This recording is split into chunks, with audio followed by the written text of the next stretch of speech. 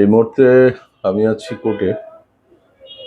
প্রায় আসতে হয় এই কারণে যে আমার ছেলের এবং আমার ছেলের প্রায় 2টা থেকে 3টা মামলা করা, আর হচ্ছে আমার বাসায় চুরি হয়ে যাওয়া মোবাইল, ডকুমেন্টস সব কিছু মিলে আমি ডিসি অফিসের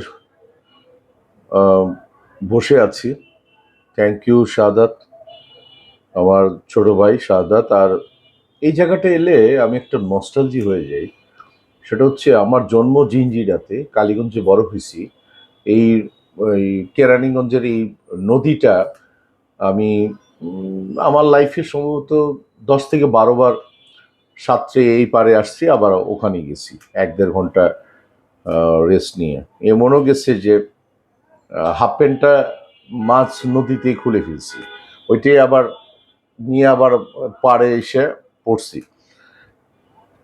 যাই হোক, এটা বিরক্তকর ব্যাপার কোর্ট মানি। তারপরেও কিছু না কিছু ভালো সিদ্ধান্ত তো কোর্ট থেকেই দিতে হয়। তার জন্য বসে আছি। উকিল সাহেব আসবে, আমার থেকে সাইন নিবে, তারপরে যাব। তারপরে দেন শেষের দিকে অফিসে চলে যাব, গুলশান স্যার অফিসে।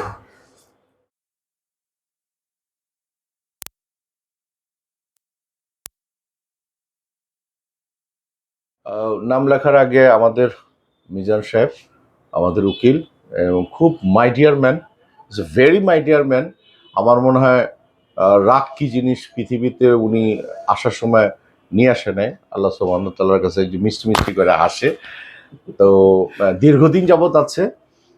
আমার ছেলের খুব প্রিয় ভাজন, তার হলো চাচা, মামা, আর আমার তো ভাই। তো একসাথেই আছি, একটা পরিবার হয়ে গেছি।